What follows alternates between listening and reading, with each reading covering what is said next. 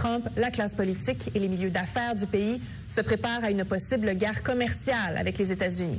Donc, Mme Joly l'a dit, si Donald Trump va de l'avant avec sa menace de tarifs sur les importations canadiennes, et le Canada va répliquer rapidement avec des contre-tarifs. Donc, j'en parle avec Véronique Proulx, qui est la PDG de la Fédération des chambres de commerce du Québec. Bonjour, Mme Proulx. Bonjour. Donc, on vous parle aujourd'hui à la veille de votre départ pour Washington, parce que vous allez passer quelques jours là-bas. Qui avez-vous l'intention de rencontrer? Quel est le message, surtout, que vous voulez porter?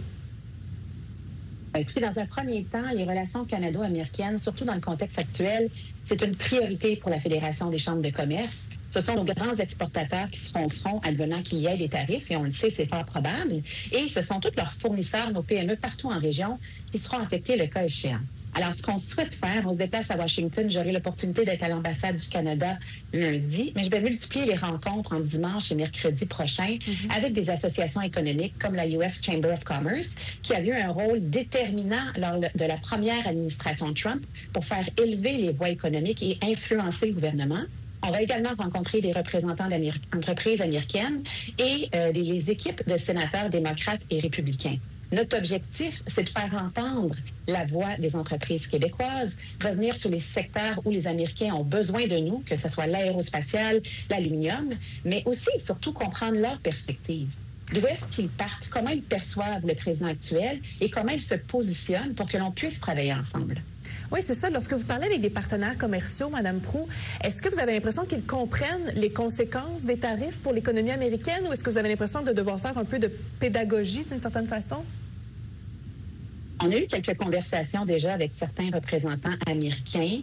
Je vous dirais que on le sait, le président Trump a eu un mandat très fort.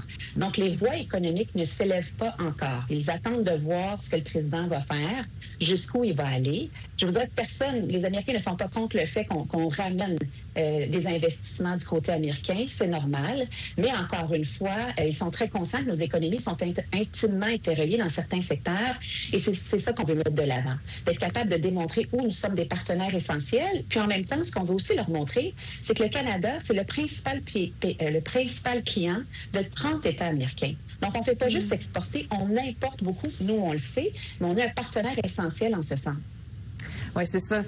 L'idée, donc, c'est de sensibiliser justement davantage le milieu d'affaires, les élus aussi, pour qu'éventuellement ce message-là se rende à Donald Trump. On ignore encore si la menace de tarifs va bel et bien être mise à exécution, si le cas échéant, si ce sera dès lundi, dès la sermentation. Mais Mélanie Joly, hier, disait que ce pourrait être la plus grande guerre commerciale depuis des décennies. Ça frappe quand même des déclarations comme celle-là, Mme Proulx. Est-ce que ça vous inquiète d'entendre ça de la part du gouvernement? Bien sûr que ça nous préoccupe et je pense qu'elle a raison de le dire. Il faut se préparer de toutes les façons possibles. Il faut tout mettre sur la table pour être prêt à réagir et à contre-attaquer en quelque sorte parce que c'est une guerre commerciale. Alors, on parle beaucoup des contre-mesures, les contre-mesures. Oui. Alors, on l'a vu sous le premier mandat Trump, il y a eu des tarifs sur l'acier et l'aluminium pour les entreprises qui importaient des États-Unis. Et ça, c'était nécessaire, mais ça fait très mal à notre économie, ça fait très mal à nos PME qui n'ont pas d'autres sources d'approvisionnement.